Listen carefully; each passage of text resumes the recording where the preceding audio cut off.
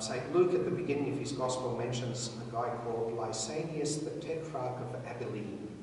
What a lovely name. Who was not known at all in history. And then they actually discovered that he was in fact a fellow called Lysanias, and he ruled between 14 and 29 AD, which is just about the right time when Jesus was doing stuff in Palestine.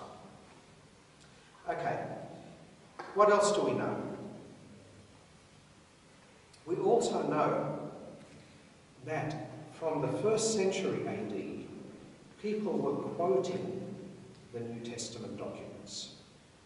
Now, here's something you've got to keep in mind. The actual New Testament, gosh, this is a pre-service meeting that doesn't have a single Bible. Because it's on your phones, exactly, yeah.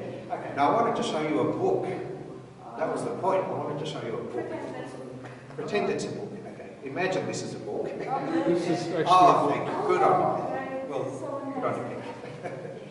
Okay, now,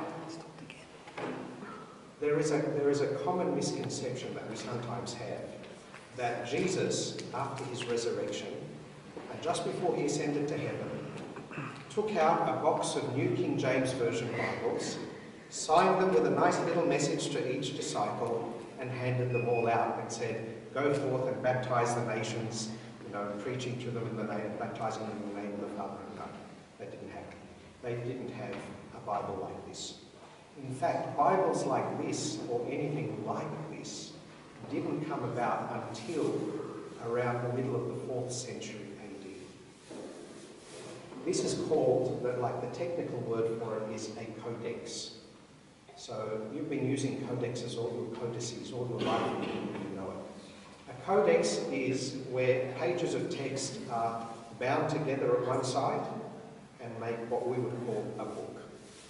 Okay? And that's a very, not modern, but it's a late development.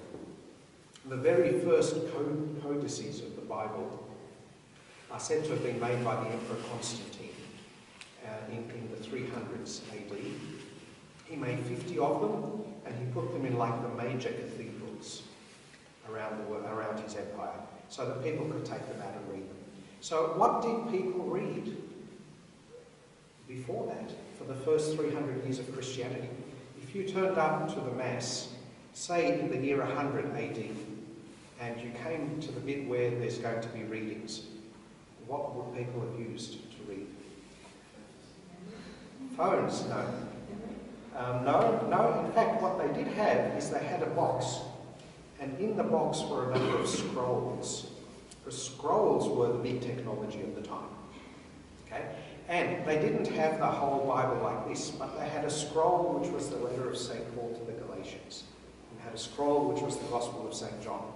And if you travelled around the world, to different parts of the world, you wouldn't have found all the 27 books probably in most of the churches. You would have found a bunch of them, maybe a dozen of them here and a dozen of them there and a dozen of them there. So probably we think the Gospel of St. Mark would have been in all the Egyptian churches because St. Mark served there, and we have a tradition that says that he wrote his Gospel to leave a record for the Christians in Alexandria, so that when he went off travelling, they'd have a record of the stuff he was telling them orally, which is what you said before. Okay, so, and that's what you'd have. So, the deacon would get up and he'd pull out the letter of St. Paul to the Philippians, and he'd open up the scroll and he'd read that. Okay, does that mean that the New Testament wasn't made until the 300s AD? No, because in fact they valued those scrolls in just the same way that we value our Bible today. And they considered what's written in those scrolls to be the inspired message of God, the inspired word of God. And we know that because we have people from the 1st century AD quoting verses from the Bible, from the New Testament documents. So, for example, we have Clement of Rome, who was the Pope of Rome, who died about 95 AD. So he died before St. John, the disciple, who we think died somewhere around 100 AD. And he wrote a letter to the Romans, and he uses 18 different quotations, direct quotations from New Testament books. And he doesn't just quote them as like, oh, I heard this nice saying. No, he's quoting them as an authority, as a scripture, the same way you would be quoting from the Old Testament. He's quoting them in the New Testament. And then he makes another 183 allusions. So they're not direct quotes, but he kind of summarizes or paraphrases bits and pieces. Another 183 bits. In fact, he covers, keep in mind, this is 95 AD, he covers the whole New Testament except for 4 books, which are 2 Thessalonians, Philemon, and 2nd and 3rd John. So he quotes from 27 minus 4, 23 of the books of the New Testament by 95 AD.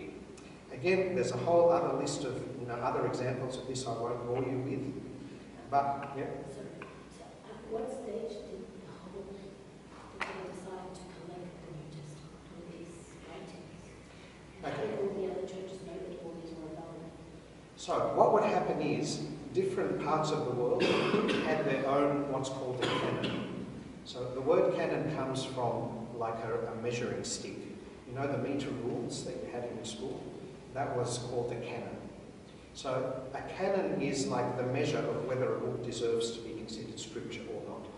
And different parts had different canons, mostly like smaller canons than what we have. In a few places they also snuck in a few other books that were later rejected, but mostly like, so in Alexandria they may have had like 20 books, because another 7 of them had just not reached them. In the 300s AD, the first sort of universal canon that we have is actually in an Easter letter of St. Athanasius, around 360 AD, I can't remember the date exactly, in which he lists the exact 27 books that we have in the New Testament today. And that we know that that's a universal canon because the Easter letter of the Pope of Alexandria would go to every Christian church in the world, because Alexandria had been given the task back in the 3rd century of calculating the date of Easter every year, because that's where all the scholars were, that's where all the experts were. And so with the date of Easter every year, the Patriarch of Alexandria had gotten used to sending a little spiritual message as well. And that would go to everywhere in the world. So, yeah. Yeah, it's a nice, but it doesn't go everywhere in the world. Well, it goes to all the Coptic churches in the world now. But yeah, back then it actually went to, because there weren't any splits yet, it went to all the Christians everywhere. Yeah. So that's probably the first formal one. And then I think there was another council somewhere around 393, not one of the big ones, but a lesser council, in which they kind of ratified this list. And as we said, when Constantine made the codices of the Bible, which had both the Old and the New Testaments in them. So that was even older than St. Athanasius, because that would have been around 330 AD, somewhere around then. We actually have at least 2 full copies of those codices, and they have the same 27 books of the New Testament. But that may just be the local canon of, in Constantinople, or, in the imperial churches or cathedrals. But we're certain that every church was following the same canon by the time of St. Athanasius' letter, if that makes sense. So, about 300 years later, when we got full yeah, when we formally put them together into one group, that's when that happened. Before that, they were all, as we said, St. Clement is quoting them in 95 AD. Not separately yet, because if you think about it, again, they didn't have the internet, they didn't even have a good mail service or anything. Okay, it took time for documents to be spread. And if St. Paul is travelling around the world and writing documents from Rome and Antioch and stuff, by the time that they sort of get spread around, it took quite a long time for that to happen. Okay. Yeah, shall we move on? Okay, not only do we have Christians quoting from the New Testament right from the very earliest days, we also have non-Christians writing about the events and the people that are mentioned in the New Testament. which is an even stronger piece of evidence, because these are people who are by and large not only just not Christians, they're often hostile to Christians. So again, they're not going to write things that are going to make them look good. So shall I just read you one example? Sorry, what's the time? How long do we have to go? So we should finish up pretty quickly. Okay, all right. I'll read you one then. Okay, so there's a guy called Josephus who wrote a book called The Antiquities of the Jews. Now, he was a very interesting fellow. He was a Jew who was against the Romans, and then when he realized the Romans were going to win, he changed sides and joined the Romans. And he wrote to try and sort of establish his Jewishness, even though he joined the Romans. He wrote this book like a history of the Jewish nation kind of thing, to kind of say that, I'm still a good Jew. I'm still with you guys, even though I'm really working with your enemies, but I'm still with you. But the interesting thing is, he wrote a lot about the 1st century AD, of which, again, he had direct knowledge. He wrote this book, I think, somewhere around 70 AD or something. Sorry, 93 AD. It was written 93 AD. So he had pretty good evidence or pretty good information on which he was basing it. And he makes 2 different references that are definite about events from the New Testament. The first one is about James, the brother of Jesus. And this is the one I'll read to you. So he, Ananias, the younger, the high priest, assembled the Sanhedrin of judges and brought before them the brother of Jesus who was called Christ, whose name was James. So keep in mind, this is a non-Christian writer, but he's telling you this is what's happened. Okay? And some others, or some of his companions, and when he had formed an accusation against them as breakers of the law, he delivered them to be stoned. But as for those who seemed the most equitable of the citizens, and such as were most uneasy at the breach of the laws, they disliked what was done. They also sent to the king, Agrippa, desiring him to send to Ananias that he should act so no more, for what he had already done was not to be justified. So what is he describing here? An event that is recorded in the book of Acts. In the book of Acts we hear that James, the brother of Jesus, was arrested and was killed at the instigation of the high priest. And what we have here is a source outside of the Christian community altogether, confirming that these are the events that happened. And in fact, giving you a little bit more information that's not even mentioned in the Bible. Because I don't think in the Bible account it mentions that some of the Jews were unhappy at what Ananias had done. And said, please stop killing people. We don't like this idea of you stoning these people. Okay, they may have weird ideas, but please don't stone them left, right and centre. Which again is even stronger evidence of the truth of what's recorded in the book of Acts. There's a really long one I won't read about St. John the Baptist and all of his stuff. And then there's the really famous one. Okay, I'll read this out to you, and you tell me if you think it's too good to be true. Okay, this is Josephus writing in his Antiquities.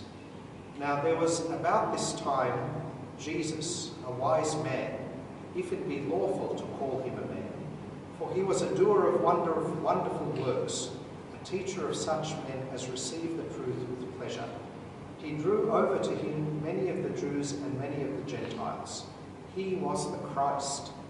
And when Pilate, at the suggestion of the principal men amongst us, had condemned him to the cross, those that loved him at first did not forsake him, for he appeared to them alive again on the 3rd day, as the divine prophets had foretold, these and 10,000 other wonderful things concerning him.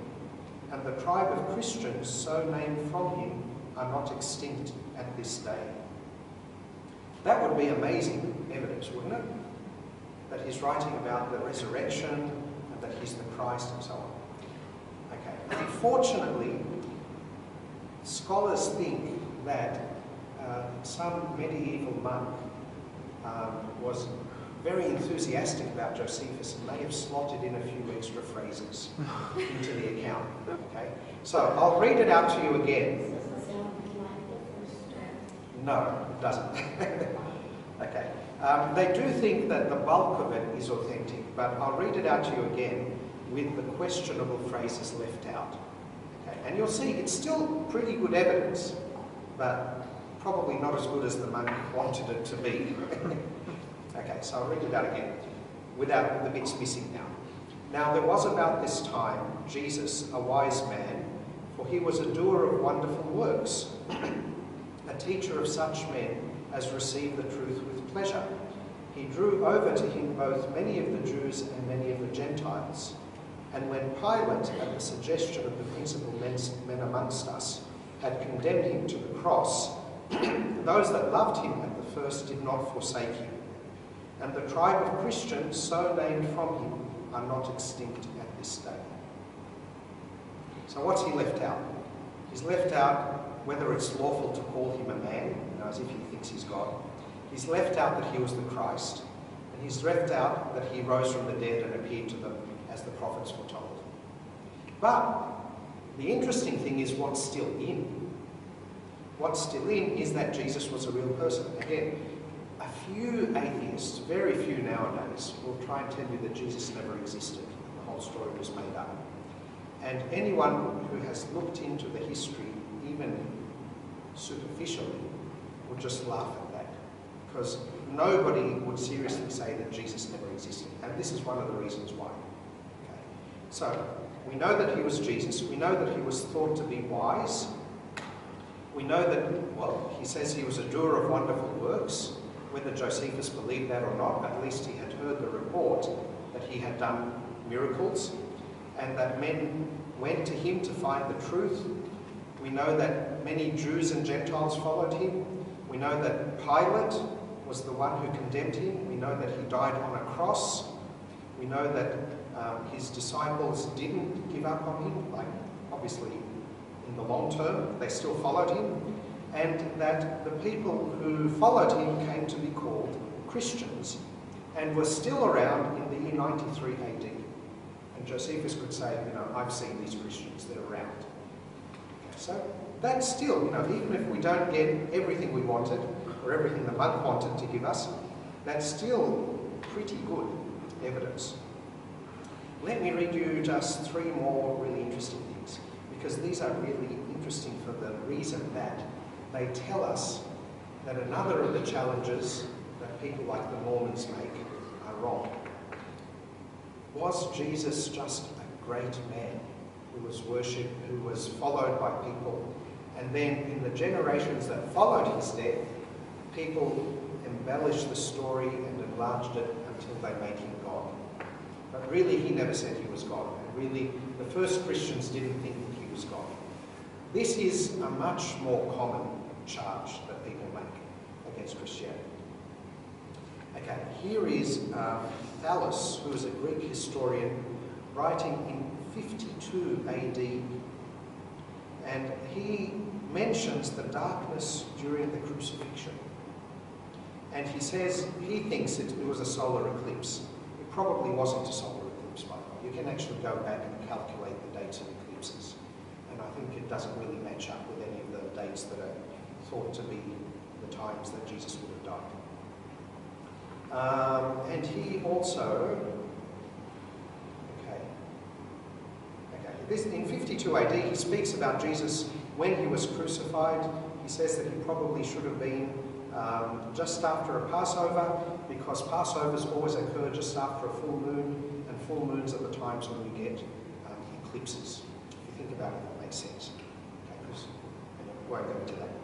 Okay, sorry, that's not the one that I wanted to tell you, but that one just tells you that definitely by 52 AD, the story of Jesus' crucifixion and the supernatural events that happened was certainly already quite prominent, and that's within 20 years of the actual events actually happening.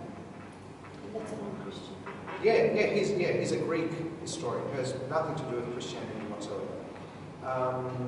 Okay, sorry, this is not the group that I wanted.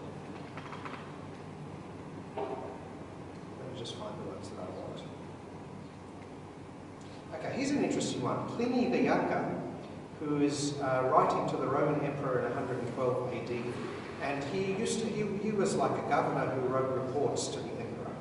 So this is one of his reports. He says about these Christians.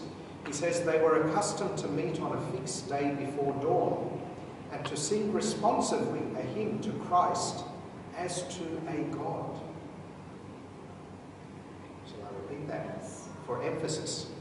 Okay? They would sing responsively a hymn to Christ as to a God. So by the year 100, they're already talking about these Christians believing that Jesus is a God. Now for the Romans, there are lots of gods. That's why he's saying, as a God. The other interesting thing to note there is that they were meeting before dawn, which is the early masses and the tasbihs that we have, and they sing responsively, which is our tradition of one side sings and then the other responds, like Thok Teti Go. That's pretty old. It's a very old tradition. And they bound themselves to a solemn oath. I like this bit because it just tells you how they live their lives. They bound themselves to a solemn oath not to do any wicked deeds, but never to commit any fraud, theft, adultery, never to falsify their word, not to deny a trust when they should be called upon to deliver it. When this was over, it was their custom to depart and assemble again to partake of a meal, but ordinary and innocent food. So already he's saying they come together to have their worship. He doesn't really know what's going on there, other than they make all these promises to be, live a good life. And then after that, they get together to just have a normal meal, which is like the agape meal, which today has become mango juice and qurban and probably tuna sandwiches, I'm guessing, today.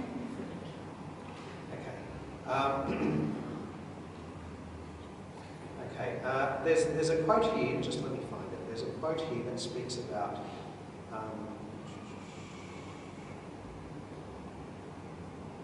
yes, here it is. A quote about another one, about Jesus being worshipped as God. So this is by a guy called Lucian of Samosata, who was a Roman satirist. So he wrote satires, which means he made fun of stuff. And one of the things he made fun of was Christianity. So this is what he wrote about the Christians. And this is in the early 2nd century. The man who was crucified in Palestine because he introduced this new cult into the world.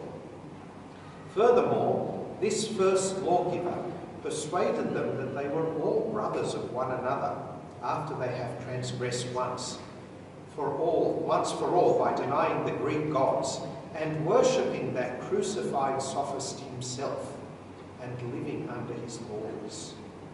So again, what's he telling us? He's saying these transgressors, these sinners, because they gave up the Greek gods, what do they do to make it even worse? They worship the crucified himself. So again, this is evidence that they considered, that the earliest Christians actually considered Jesus to be God. Okay, I'll jump to the manuscripts and we'll just finish with that. Okay, so all the stuff that I've told you today is basically the evidence that has come to light that shows us that the people who wrote the books of the New Testament did not make it up, because we can corroborate it with other historical evidence. We can corroborate the things that they taught as having been taught from other lines of evidence. So they didn't come up with the idea that Jesus is God in the 3rd or 4th century. From the very 1st century, we have evidence both from within Christianity and from outside of Christianity that Jesus was actually worshipped as God. And that they also did things like have the Eucharist and gather together for a meal and strive to live a good and holy life and sing responsibly. The last one's not that important, but I'm just pointing it out as, even the small details you can actually trace way, way back into our history. Okay, another thing that's said is, okay, that may all be true. However, how do we know that the text that we have today wasn't changed over the years. You know the game of Chinese whispers. Okay? People always say that. You mentioned it earlier, didn't you? Who said it? I think you said it first. Yeah. Okay, so you know the game of Chinese whispers? If I whisper into your ear something like, I don't know why Tony Abbott's on my mind today. Okay. Tony Abbott is the Prime Minister. Okay, and then you whisper it to Georgette, and it goes around and round and round and round and round and round and round and round. And then we ask Rula, what is the message? And she says the message is, the aliens are coming. How did Tony Abbott, as the Prime Minister, become the aliens are coming? Because you could probably then ask everybody what their message was, and you'd find that it changed in small stages. So how do we know that the Bible we have today doesn't say the aliens are coming, when it should be saying Tony Abbott is the Prime Minister? You know what I mean? Okay. There's, again, a lot of bits of evidence that we can use to help us to know this. So it's really hard to know what the original text of an ancient document said. And in fact, I don't think there are any ancient texts of which we have the original document. Such a thing just doesn't exist. And the reason is, back in those days, they mostly wrote on things like papyrus, or vellum, which is like the skin of an animal that's been stretched out and bleached and stuff like that. And those things don't last that long, particularly in humid sort of environments. In fact, the oldest manuscripts of both Christian and non-Christian texts usually come from either Egypt or Palestine. Can you guess why? Yeah, because it's dry. It's really, really dry. In those places, how often does it rain in Egypt? Like twice a year if you're lucky. So, because of the dryness of the air and the conditions in those areas, things that have been hidden for a long time tend to survive a lot better. And that's in fact where we get a lot of the oldest things. But we don't have, okay, let's use a simple an example to compare it to. Let's look at, we mentioned Pliny the Younger, that governor who was writing reports to the emperor. Okay, what do we know about his letters and his writings and so on? Okay, the earliest copy, so he was writing in the 1st century AD. The earliest copy of his writings that we have comes from 850 AD. So that's a gap of about 750 years, let's say, between the original and the earliest copy that we have. How many copies do we have? Like really old copies? We have 7. So you can get those 7 copies and you can compare them and see if they match up. Because if they don't match up, then that's good evidence that there's a lot of Chinese whispers going on. If they all match up, then that gives you much more confidence that it's being copied sort of faithfully. That's the evidence we have for Pliny's writings. I'll just repeat them. He wrote about 100 AD. It's about 750 years later that we have the earliest copy, and we have 7 copies. Now, we turn to the New Testament. The New Testament was written somewhere, as we said, between probably 45 and 100 AD, roughly speaking.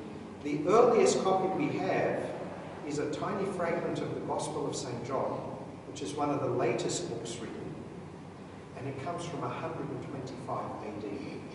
So that's a gap of about 25 years. 700 years, 25 years. Okay, it's very, very close. Why is that important? Because in 25 years you haven't had a lot of time for Chinese whispers to happen. Okay. Now, how many copies we have? In Pliny's case we had 7 copies to compare. How many copies of the New Testament writings do we have? More than 24,000. Okay. Not only that, those 24,000 come from places scattered all over the world. So think of it this way. Let's say the Gospel of John is written in Ephesus. That's where most people think it was written. So people make a few copies, and this is all done by hand, of course. People make a few copies in Ephesus, some of which they send off to Antioch.